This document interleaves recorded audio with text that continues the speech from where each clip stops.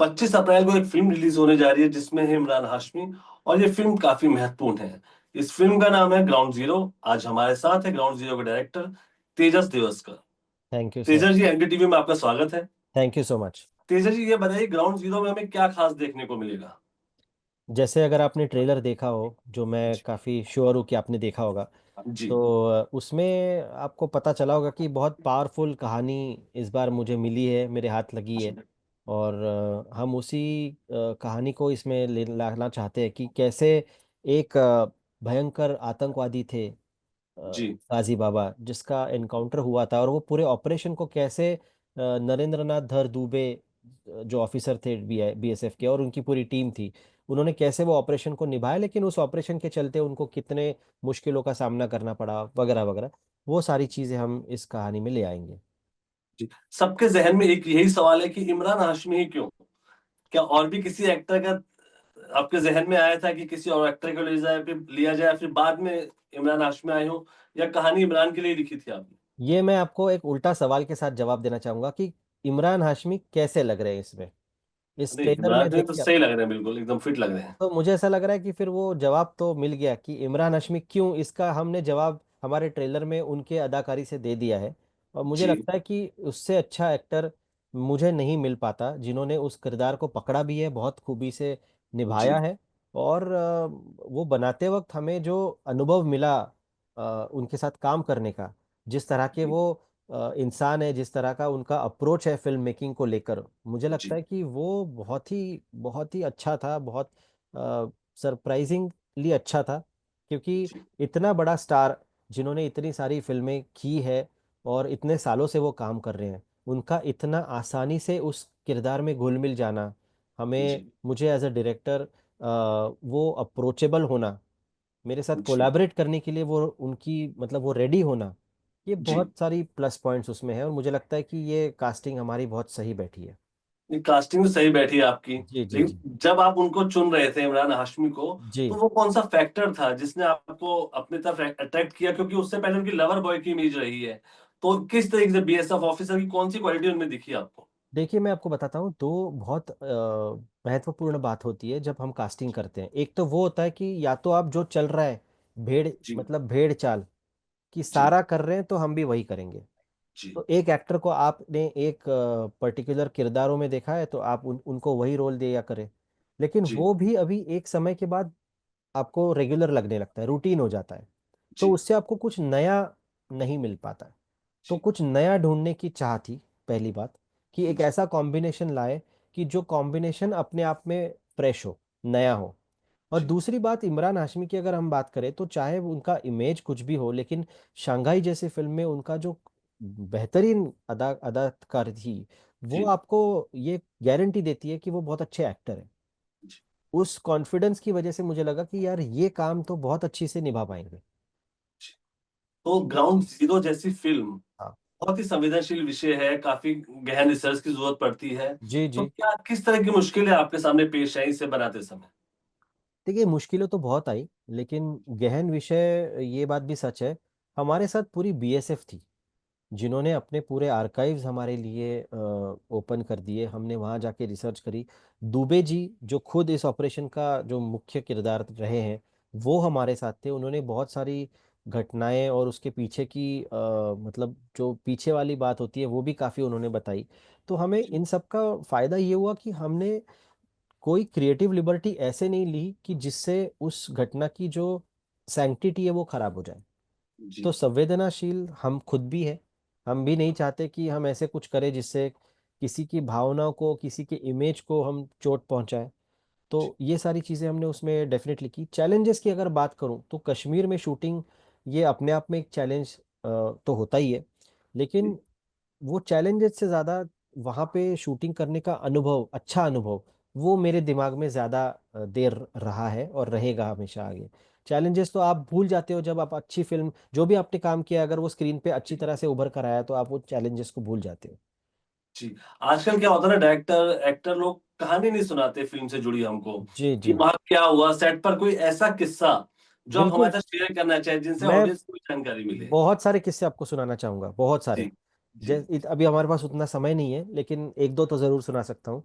कि और जो ये इमरान हाशमी की इमेज की बात है, हम मैं उससे जुड़ी एक बहुत मज़ेदार घटना आपको बताता हूँ कि जी हम सबको भी ऐसे ही लगता था कि इमरान हाशमी की जो इमेज है वो उनके किरदार में, मतलब असली किरदार में भी वो चीज़ कहीं ना कहीं देखने मिलेगी। पर जी ऑन द कॉन्ट्ररी वो बड़े ही रिजर्व पर्सन है, वो ओके बड़े शाय इंसान है। और जब जी अपनी को एक्टर सई तामणकर के साथ उनको एक पर्टिकुलर सीन में, वो भी बच्ची के साथ है, रोमांस का सीन नहीं था, सीन जी तो फैमिली का ही था, लेकिन जी उनको मैंने कहा कि आप एक इस तरह से अपनी बीवी के साथ हो, आप 10-12 साल की आपकी शादी है, तो आप जी बीवी के साथ आपकी एक केमिस्ट्री तो है, ठीक है, जी तो आप एक इस तरह से उनके तरफ देखिए कि आपकी केमिस्ट्री आंखों आंखों में मुझे पता चल जाए। जी यकीन मानिए, वो उस शॉट को देते वक्त वो एक दो बार शर्माए, जी और पूरा यूनिट इस बात को लेके हंस पड़ा एक्चुअली। उनको जी बड़ा वो लगा, एम्बैरेसिंग लगा कि अरे क्या मुझ पे हंस रहे हो, लेकिन हम उन पर नहीं हंस रहे थे, हम इस सिचुएशन पे हंस रहे थे कि जिस जी आदमी को हम रोमांस का भगवान मानते हैं, जी वो आदमी असल में शाय इंसान है। जी। तो ये बहुत मज़ेदार बात है जो हमें देखने मिली। इसके अलावा भी किस्से तो बहुत है, पर शायद हमारे पास आज उतना समय। कश्मीर से जुड़ा कोई किस्सा, कोई छोटा सा किस्सा कश्मीर से जुड़ा हुआ? जब हम इनिशियल पहले रेकी पे गए थे लोकेशन ढूंढने, तब कश्मीर के बारे में मुझे कुछ ज़्यादा पता नहीं था, क्योंकि पहली जी बार मैं वहाँ गया था। जी और सुना बहुत था, लेकिन देखना और सुनना इसमें अंतर तो होता ही है। जी तो जब हम वहाँ गए तो कहानी में लिखे हुए कुछ लोकेशंस पे हमें जाना था। तो मैंने जी लोकल लाइन प्रोड्यूसर जो थे उनको कहा कि आप फला फला जगह हमें लेके चलिए, और मुझे उसका रास्ता भी पता है क्योंकि मैंने वो रिसर्च किया है कि इस चौक से जाएंगे फिर उस गली से जाएंगे तो हम वहाँ जी पहुँच जाएंगे। तो उन्होंने बोला ठीक है मैं ले चलता हूँ, लेकिन हम उस गली से नहीं जाएंगे, हम दूसरे रास्ते से जाएंगे। तो मैंने बोला कि क्या हो गया। तो बड़े कैजुअली उन्होंने बोला कि नहीं नहीं, वो गली में ना अभी वो थोड़ा एनकाउंटर चल रहा है, तो वहाँ से हम नहीं जा पाएंगे। तो ये बहुत ही उनके जीवन में घुली हुई बात है, क्योंकि वहाँ पे जी इस तरह की बातें होते रहती है। उनके लिए जी तो काफ़ी आम हो गई है एक तरह से, क्योंकि उनको उसी जगह पे जीवन बिताना है। लेकिन जी हमारे जैसे लोग जो इसको बाहर से आकर देखते हैं, तो हमारे लिए थोड़ी सी अलग बात हो जाती है। फिर मुझे समझ आया कि एनकाउंटर मतलब कोई तो टेररिस्ट की लोकेशन आपको मिली होगी, फिर वो जी कॉर्डन ऑफ किया होगा, वगैरह वगैरह, तो वो पूरे दिन चलता है ये ऑपरेशन। तो बेसिकली उनका ये कहना था कि वहाँ पे एक ऑपरेशन चल रहा है। तो जी इस तरह की बात तो वो आपको होता है कश्मीर का फील दे के जाता है, ये इस तरह जी की घटना है। जी। 38 साल बाद, जैसा कहा जा रहा है कि 38 साल बाद किसी फिल्म का प्रीमियर होगा जी। कश्मीर में, तो ये इसके बारे में कुछ बताइए, काफी लोग चर्चा कर रहे हैं इसकी। कितनी अच्छी बात है। फिल्मों का किसी जगह से फिल्मों का नहीं होना, ये जी मुझे लगता है कि आप और मैं इमेजिन नहीं कर सकते, क्योंकि हमने ग्रांटेड ले लिया है कि जी आप घर से बाहर निकलेंगे 1 किलोमीटर के अंदर ही अंदर आपको एक ना एक फिल्म का थिएटर तो मिल जाएगा। जी लेकिन सोचिए 38 साल उन उन लोगों को फिल्म देखने नहीं मिली। खैर 38 साल तो नहीं, 2 साल पहले वहां पे ब्रह्मास्त्र से फिल्में दिखाना वापस शुरू हुआ, फिर भी जी 35-36 साल हो गए कि जब वहां पे थिएटर नहीं था, थिएटर होने के बावजूद उसमें फिल्में नहीं थी। तो जी मुझे लगता है कि ये तो बहुत ही वेलकम चेंज है। और अगर जी। वो चेंज की शुरुआत ग्राउंड जीरो से और हमसे हो रही है, तो इससे ज़्यादा आनंद की क्या बात हो सकती है। जी। अभी ढेर सारी फिल्में आ रही है देशभक्ति की, तो ये क्या वजह देखते हैं? अब बहुत ढेर सारा देशभक्ति, अभी छावा इस साल की सबसे बड़ी फिल्म है, सबसे बड़ी हिट फिल्म है। अभी इस महीने Kesari two chapter, Kesari two भी आ रही है, और फिर अभी अपने ग्राउंड जीरो भी आ रही है। तो क्या वजह देखते हैं इस ट्रेंड की आप? शायद ज़्यादा देशभक्ति है हमारे अंदर। अच्छी जी बात है। मैं तो कहूँगा कि जिस समाज में अपने देश के प्रति इतना प्रेम हो, वो समाज तो अच्छा ही करेगा। तो मुझे जी उसमें कुछ आश्चर्य की बात नहीं लगती है। इनफैक्ट मुझे लगता है हमारा देश भी इतना बड़ा है कि हमारे अंदर इतनी कहानियाँ हैं। अगर हम जी आसाम की बात करें, अरुणाचल की बात करें, तो वहाँ की तो कहानियाँ हमने देखी भी नहीं है अभी तक, जी जबकि वहाँ भी बहुत सारी कहानियाँ हैं।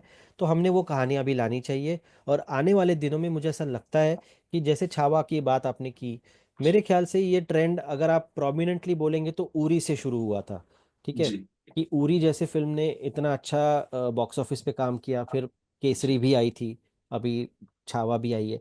तो जी इतनी बड़ी बड़ी हिट फिल्में अगर देशभक्ति के इमोशन के ऊपर आ रही है, तो मैं इसको बहुत वेलकम चेंज कहूँगा। अच्छी बात है, होनी चाहिए। हमारे देश के अंदर इतने सारे अनसंग हीरोज हैं जिन्होंने जी अलग अलग लेवल पे देश के लिए काम किया है। ज़रूरी नहीं कि हर बार वो किसी पुलिस या आर्मी में रहेंगे।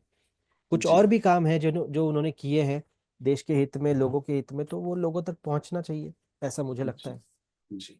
ये आपकी दूसरी हिंदी फिल्म है, इससे पहले आपने छतरी जी वाली की, उससे पहले मराठी सिनेमा कर रहे थे जी आप। जी। तो किस तरीके से हिंदी सिनेमा में किस तरह से आने का मन किया, क्योंकि मराठी में तो बहुत सॉलिड और मजबूत कहानियां कही जाती हैं, जी जबकि हिंदी सिनेमा उससे थोड़ा अलग है। तो किस तरह का अंतर देखते हैं और क्या इरादा करके आए आप यहाँ पे काम करने? देखिए, अंतर मैं इसलिए नहीं मानता हूँ क्योंकि कहानी तो ग्राउंड जीरो की भी सॉलिड है। जी ठीक है। और जहाँ तक मेरा मानना है, हमने छतरी वाली भी थोड़ी एक अलग ढंग की कहानी कही थी। तो कहानियाँ होती है, चाहे आप मराठी में कहिए, हिंदी में कहिए। हाँ, आपको जी काम करने का और ज़्यादा ऑडियंस तक पहुँचने का अवसर हिंदी में मिलता है क्योंकि जी हिंदी सिनेमा का रीच बड़ा है। लेकिन जी हिंदी सिनेमा में काम करना है ये तो मेरा पहले से ही तय था। जी लेकिन इसके साथ साथ मराठी सिनेमा भी मैं कर रहा हूँ। जैसे अभी मेरी 25 तारीख को देवमानुस भी फिल्म आ रही है, वो मराठी जी फिल्म है। वो जी। दोनों एक ही दिन रिलीज हो रही है। ओके। तो जी।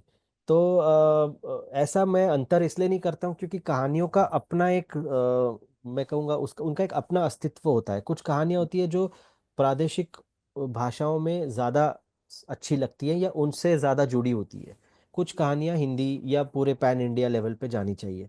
तो आई थिंक वो कहानी क्या है ये देखकर तय करना ज़रूरी होता है कि वो हिंदी में बनेगी या प्रादेशिक भाषा में बनेगी। जी। ऐसा मुझे मेरा लगता है। आपसे एक ये जी आखिरी सवाल ये है जी कि अगर हम 2025 की बात करें, 4 महीने लगभग हो चुके हैं हम लोगों को, और जी। सिर्फ छावा के तौर पे एक बड़ी हिट फिल्म मिली है हमें, हम्म। तो कहाँ आपको कहाँ लग रहा है कि हिंदी सिनेमा कहाँ चूक रहा है या क्या कमी आ रही है? नहीं, चूक रहा है तो ऐसा तो मैं नहीं कहूँगा। कोई भी सिनेमा बनाता है तो ये तो यही सोच के बनाता है कि मैं ज़्यादा से ज़्यादा ऑडियंस के पास पहुँचूँ। मुझे लगता है कि आज ये दौर है डिजिटल मीडिया का जहाँ पे आपको बहुत सारा कंटेंट आपके फिंगर टिप्स पे है।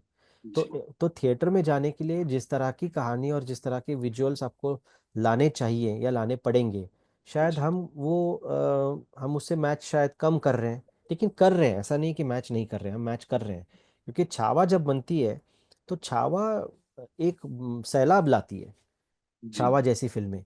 और मुझे लगता है कि ऐसी फिल्में बननी चाहिए और वही फिल्में थिएटर में चलेगी जो आपको वो अनुभव देगी। क्योंकि कम्युनिटी व्यूइंग है ना, आप साथ में 150-200 लोग बैठ के फिल्म देखते हैं। जी आपको वो इच्छा भी होनी चाहिए कि मुझे 4 लोगों के साथ बैठ के वो फिल्म देखनी है। वरना आप अपने मोबाइल पे तो फिल्म देख ही सकते हैं। तो वो जी वाली कहानी अलग होती है जो मोबाइल पे भी अच्छी लगती है। और वो कहानी जो थिएटर में ही चलेगी, मुझे लगता है जी उन कहानियों पे हमने ज़्यादा ध्यान देना चाहिए अगर थिएटर ले जाना है तो। जी। जी जी। तेजस जी, आपको ग्राउंड जीरो की ढेर सारी शुभकामनाएं। बहुत बहुत धन्यवाद। एनडीटीवी से बात करने का ढेर सारा शुक्रिया। थैंक बहुत यू। बहुत धन्यवाद। Thank you so much.